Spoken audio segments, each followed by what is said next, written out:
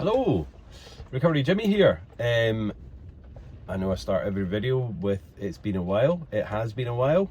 It's been summer. It's not anymore. Looking out here, I'm kind of rained off work today, so I thought I'd do a little video. First of all, thanks everyone that's listened to my podcast that I was on with Sober Dave, his podcast that I was a guest on.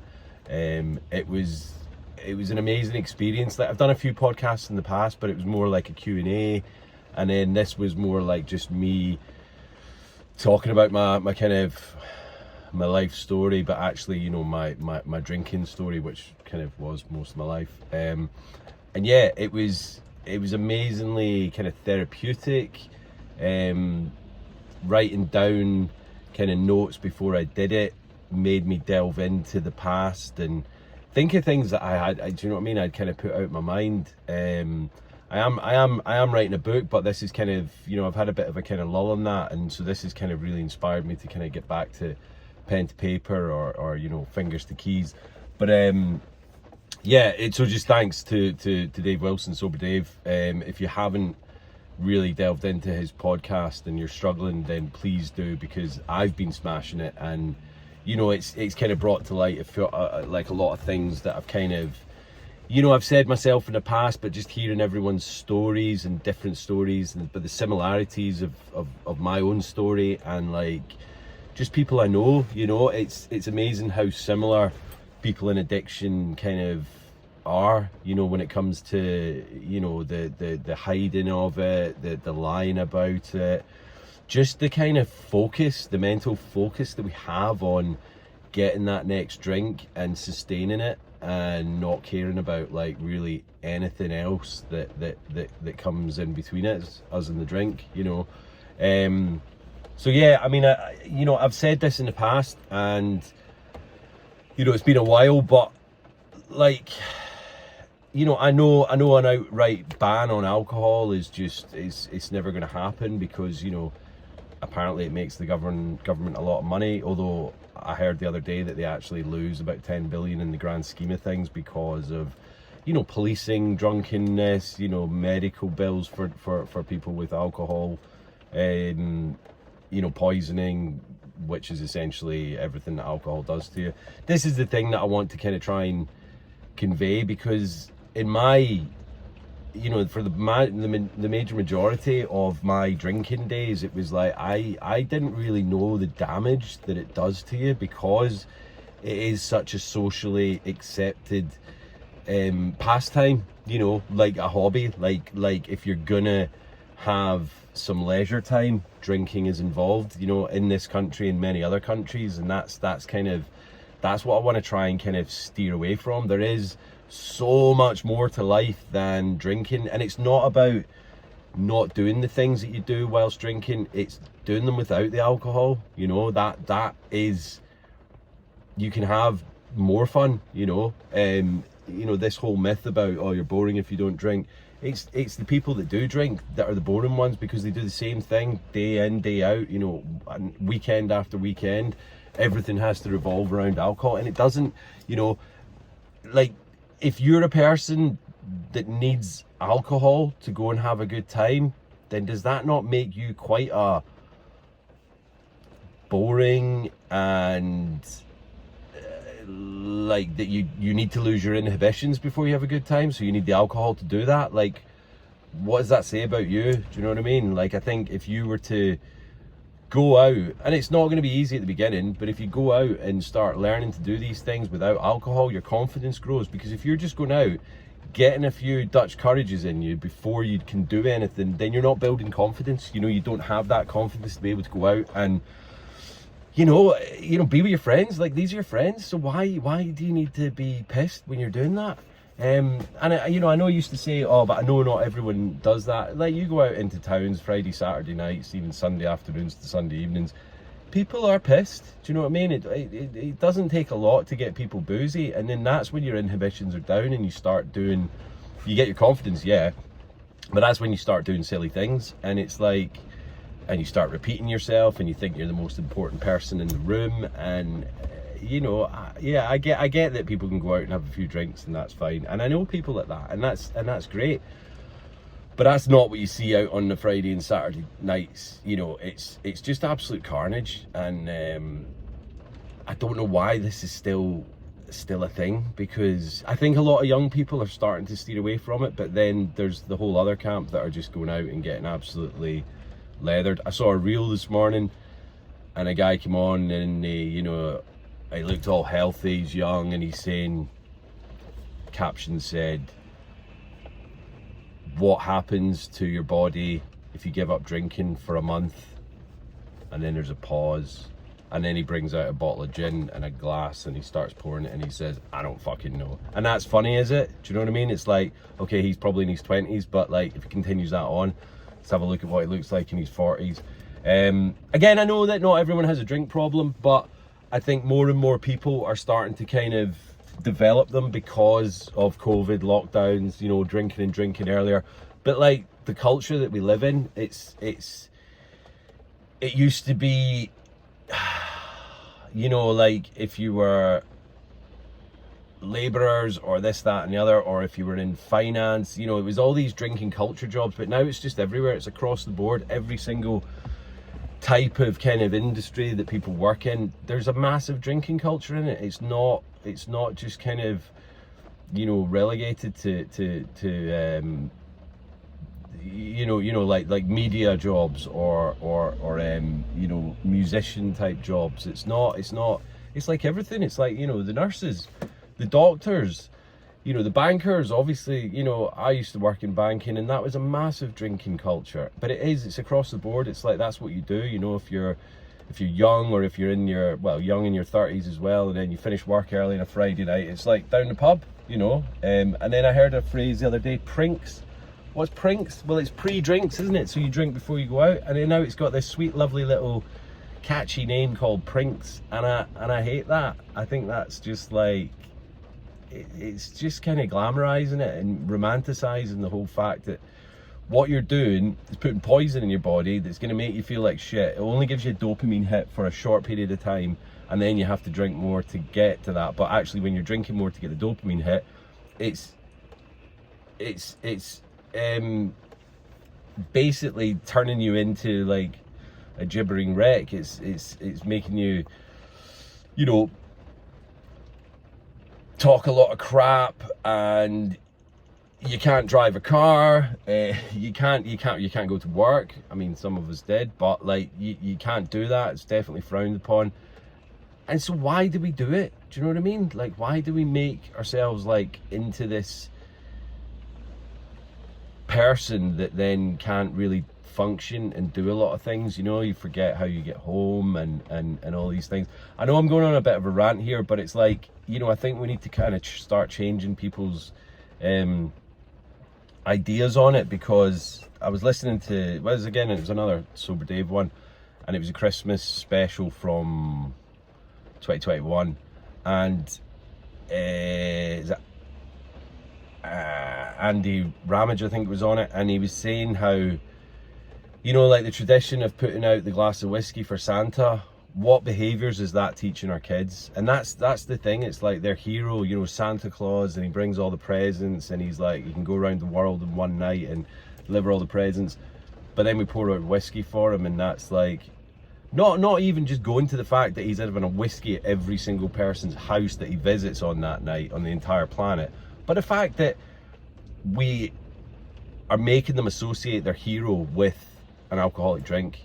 You know, what like, I know a lot of parents that put out milk for the reindeer or whatever, and a carrot, but also a lot of parents I know that have started doing, you know, they put out hot chocolate or something like that, which is great, you know. And they're not sober people, they just think that it's bad to kind of associate that. So it is a kind of draconian kind of tradition that we do, and we give Santa whiskey, and it's like, why are we doing that still?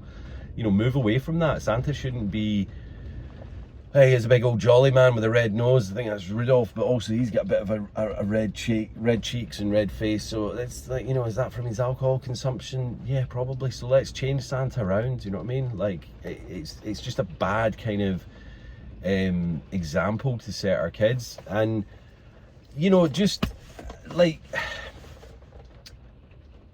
going back to like other things that people can do, you know, I think there needs to be, there's a great coffee shop here in town that's open till like 10, 11 o'clock some nights, and I think that's fantastic.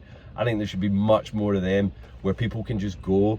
They don't have to be in the house, but they're going out and they can sit in a nice environment. Do you know what I mean? I know I can go to a pub and ask for a coffee, but what, like, if I go in there, it's just going to be, and I know I'm going to sound like an old man now, but it's going to be loud. People are going to be like kind of on a bit edge because they're drinking, so you don't know what reactions people are going to have, and this, that, and the other. You go into this coffee shop and it's, do you know what I mean? It's just a chill place. It's not like deathly quiet. It's not like a library, but do you know what I mean? You can, there's music on, you can just sit and have conversations with people. And that's what going out should be about. It shouldn't be about having to shout across a table to have a connection with your friends. Do you know what I mean? And I know you go out and you go dancing and that's different, but when I'm talking about just like, you know, a simple bar, yeah, like, much more coffee shops should be opening up to cater for, you know, people that just want to go and chill out with their friends and make connections and have good conversation. Again, yeah, that maybe is an age thing, but you know what, I'm not the only one that's my age, and we're not all, you know, 22, 23 anymore. So you know, it's just a thought, do you know what I mean? Rather than there be bars opening up everywhere, like, let's open up some really cool, like, you can buy a drink in this bar. That's not the thing. It's just the ethos of it is, it's a coffee house, so you can go in and, you know, there's people there with laptops doing their work and this, that, and other. Maybe I'll start going there and start writing in there in the evenings. That's maybe what I'll do. But anyway, yeah, I just think we need to start educating people a bit more and creating safe spaces for people that don't drink, you know. Like, I mean, I do go out, I do go to bars sometimes, but I don't enjoy it because there's just this like, it's just a bad vibe for me, I think. Do you know what I mean? And I don't know whether that's a trigger or I'm trying to I'm remembering back to what it was like for me, but I just don't enjoy it because it's okay during the day, but then it gets to like 9-10 o'clock and it's when people aren't making sense. And I know not all bars are rough as shit, but there is that kind of little teetering on the edge of people getting, you know, a bit violent and pissed off and fights breaking out, and I don't enjoy that. Do you know what I mean? That's not like, I never enjoyed that, but I think when you're in it and you're in that whole alcohol world, it doesn't really bother you. Do you know what I mean? But when you're sober and you're watching it around you, you're just like, why is this fun for people? And that's again another thing, like, you know, the fact that me being on the outside of it now, looking in, it just disgusts me, the whole alcohol industry, who actually regulate themselves. I found out they actually they're the ones that are basically have to put warnings, which they don't, you know, put the drink responsibly on it. You know, they put the ad campaigns on and all that, so they regulate themselves, which I think is absolutely atrocious in this day and age. Like cigarette manufacturers, if they could regulate themselves, you know, there'd be like twice as many people still smoking, but because the government and the health authorities have stepped in and they've kind of, they're, you know, I mean, even Rishi Sunak's trying to ban smoking by, I don't know, 2030 or something like that. Which, yeah, that's a good thing. You know, smoking kills, and there's nothing good about it at all. Alcohol kills, and alcohol kills in the most like undignified way possible. It's absolutely horrible. Go and do some research if you don't know about it, because it just breaks everything down in the body. It doesn't just affect a few organs or whatnot. It actually destroys every single organ in the body. So you keep doing that continuously and you'll hit a nasty end. And the fact that it's not just about like how it can kill you, it's about how much damage it does to you. You know, like if you're out there trying to do fitness or take care of yourself and you're drinking as well, you're just reducing yourself to get as fit as you could be, you know. You know, there's things like breast cancer, where I think I saw the other day, I can't remember the percentages, but percentages of people that drink compared to the people that don't drink, the chances of, you know, developing breast cancer for the people that do drink are like much higher. It's not just a fraction, it's much higher. So, you know, when I was drinking, I didn't even know that I knew smoking caused cancer. I didn't know that drinking caused cancer. So I was like, when I found that out, I was like, well, why don't they put that on the bottle? You know, why don't they tell people that? And it's like, you think then, well, it must be that you need to drink for like 200 years before it does any damage to you. Nah, it's you know, it's like smoking. You know, some people get affected by it, some people don't. But with alcohol, it's affecting every organ in your body, and it does damage. So, you know, I'm sorry I don't have any facts and figures on me today, but go and do the research. You know, I wasn't even planning on doing this video today, so I feel like I've just come on a little bit unprepared. But actually, the facts are there that it does cause cancer. It does damage your whole being. It damages the mind, and it, you know, like if you're having a cigarette, and I'm not trying to say that smoking is good for you. I'm not saying that at all. But if you're smoking a cigarette, you can go back into work and you're fine. Do you know what I mean? Okay, you stink a little bit and you might have a little bit of a raspy cough, but when you start drinking, you're literally inhibited straight away. Do you know what I mean? You lose kind of motor skills almost like immediately. If you have 2 pints, I think that's over the limit now. So like, why would you have 2 pints and then not be the person you were like an hour or half an hour ago? You know, it's like, it just doesn't make sense to me. I've got a lot of friends that still drink, so I'm not, you know, I never kind of preach to them. If they ask me about it, I'll tell them, but I never preach. But you know, I have a few friends, and some of them are like, well, this is the work that I do, and I need to kind of be in that thing. Well, you don't have to be. Do you know what I mean? You can change that, and you can actually be the one person that goes, you know what, we might be going out on a works meeting or a big like kind of meal and then a session afterwards. You don't have to drink. Do you know what I mean? They can drink, but you don't have to do that. And if they see you doing that, they might start following suit, because they might think, well, actually, you know what? I don't have a drink problem. I don't need to drink. You know, I'm not like doing this to stave off withdrawal or anything. So actually, why don't I try that?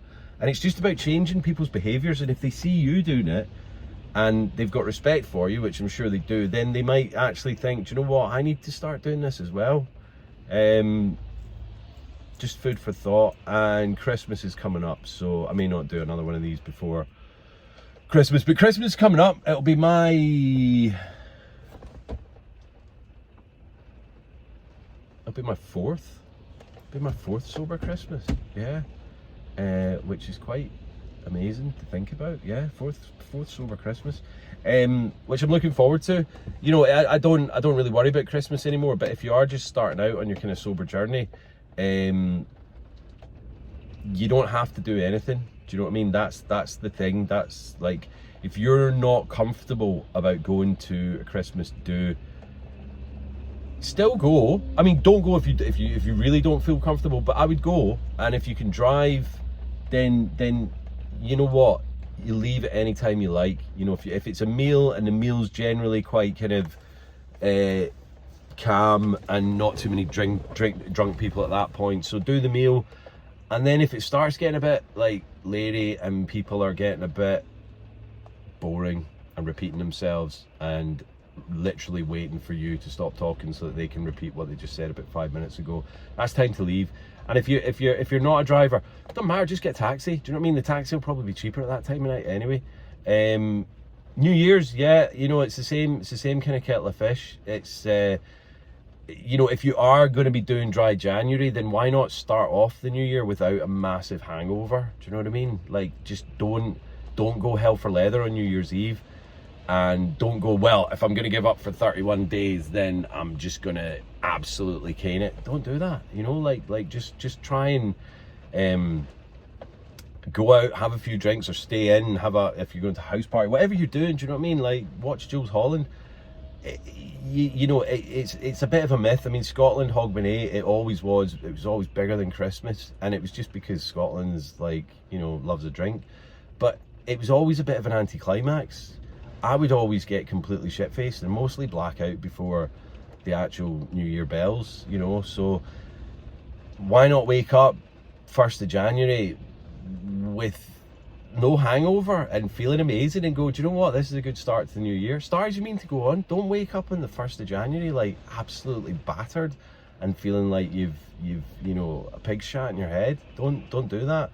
And again, like the bit in between Christmas and New Year, mostly people just kind of drink and that. Don't do that. Just find stuff to do. Go out for walks. Go and catch up with old people, with old friends. You know, it doesn't even have to be in person. Get on Zoom, things like that. Find a new hobby. You know, start planning your 2024. Can't believe it's 2024 coming up. But anyway, you know, do that. Like, plan your year. Make new changes and try and kind of improve your life.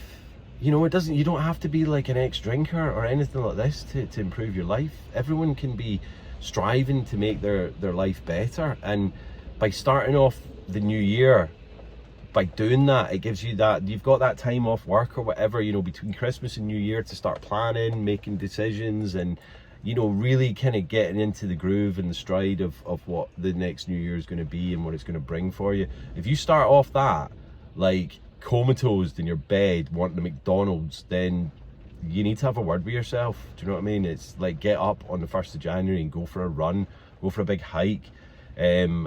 I will be somewhere in the middle of Scotland, probably, hopefully, in a bit of snow, in a little log cabin. So that's what I'm doing with my lovely lady, and I can't wait. Do you know what I mean? It'll be the first new year since being sober that I'll be doing something that's really, really special. You know, the first year I had a few soft drinks with my folks. They'd been down the pub. I just stayed in. I wasn't doing anything, but they came back from the pub and we brought in the new year. I think I had a Schlur or something. What to do the second year, I think I just stayed in the cottage and you know, watched Jules Holland with some ginger beer, and I had a great time. Do you know what I mean? It wasn't anything. I wasn't missing out. And what was I heard the other day? So you got FOMO, but there's JOMO, the joy of missing out. Actually, you don't need to be doing these things that you think you're having a fear of missing out. It's the joy of missing out. You're like, you know what? I'm happy not going and doing that and being part of the carnage. Last year, just went to a friend's house, and yeah, it was cool. It was all right. It wasn't, you know, it wasn't raucous and it wasn't absolutely mental. There was only a handful of us there, and it was fine. But I absolutely cannot wait to go away for New Year this year. It's going to be awesome. And that's about it from me today. It is horrible here, so there's not even any view for me to show you. It's just all foggy. Sun might come out later, so I might go and do a bit of work, but I think I'm going to go home and really just stick my head back into my book and try and get that done. Because, you know, I'm a good chunk of the way through it, but I just kind of got a bit uninspired. But lately I've been feeling really good and really inspired. My life is amazing since giving up drinking. You know, I really don't have any thoughts of drinking at all. I hate the stuff, and you know, I know it took me to go through all of that to get to this point, and I don't regret it. You know, I don't regret any of my life, because, you know, I did have good times. There's a few things that I wished, yeah, I mean, I could wish I'd done them differently, but at the end of the day, I wouldn't be the person that I am now today. Do you know what I mean? And that is the person that I've always been destined to be, and it feels amazing to finally be kind of cracking that nut. And you know, I pinch myself every day. You know, I do. I know I don't post on Recovery Jimmy every day, but you know, I still go and look at you know, the people I follow on there, and it just gives me that inspiration. And to have my own business, to be my photography doing really well, having a lovely, amazing lady in my life, all of these things is just, you know, my family are amazing. It's just, life is good, and I wouldn't be doing this if it wasn't for just that one thing, giving up alcohol. And you know, I'm reaping the benefits. It's unbelievable just how one little thing can really change your life around. So yeah, I think that's about it for me today. So stay safe, stay strong, stay supportive, and stay sober.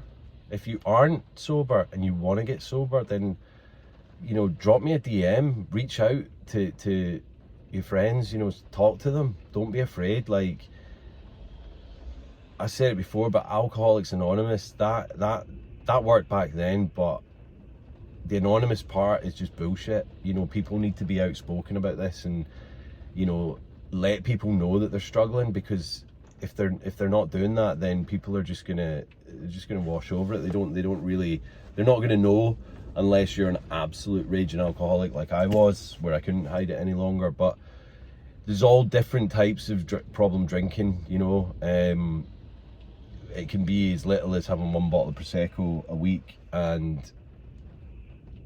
when that's been taken away from you, you know, for some reason you can't get to the bottle that Friday night, and you start getting anxious. Like, I know people that's what it is, and that is that's grey area drinking problems. You know what I mean? Because the body's already got that hold, the alcohol's got that hold on you, that you need that little thing. And if that is it, it's controlling you in a small way. So yeah, knock it out. You know, I know we're kind of getting to the end of Sober October, but I hope people that have been doing it have done really well, and it's made them not just like a kind of endurance to get through it and then get to November and go, right, let's get smashed, but see the benefits that's happening. You know, I think I said it in a post before, why not just try and go on to November, and then yeah, have a few drinks in December, but have a look and think back at what your relationship with alcohol was like and the benefits that you've received after stopping it. So yeah, just have a go at that. And it doesn't have to be October. You can do it in November, you can do it in December, you can do it in January, you can do it any time you want. Just have a think about what you're actually benefiting from drinking and what you will benefit if you don't. You know, just have a way up. And the thing is, if you say to people, if I say to someone, well, you know, look at all the benefits you can have, and they go, oh, what benefits? And I tell them, and it's like, you can tell them, but they have to try it themselves. You know, they have to go out and actually do it and see the benefits and then weigh it up. Because unless you actually do it, you're not going to know what benefits feel like and what they actually are. And if you can't do that, you know, if you can't just give up alcohol for a month for no reason, then yeah, that's an issue, and probably need to do something about that. But again, we live in a society where it's socially accepted and socially acceptable, and you know, it is a problem. You know, the fact that I think the government spend 20 billion a year on just policing, you know, the towns and cities on a Friday, Saturday night to stop people getting into trouble with booze. It's a lot of money. So the benefits definitely outweigh the negatives. So yeah, anyway, stay strong, stay safe, stay supportive, stay sober, have an amazing day, and yeah, I might do another video before Christmas, but it probably won't be for ages. So you know, it's my life is good. I don't have that many rants anymore about alcohol, so who knows. But anyway, see you later. Peace. Bye bye.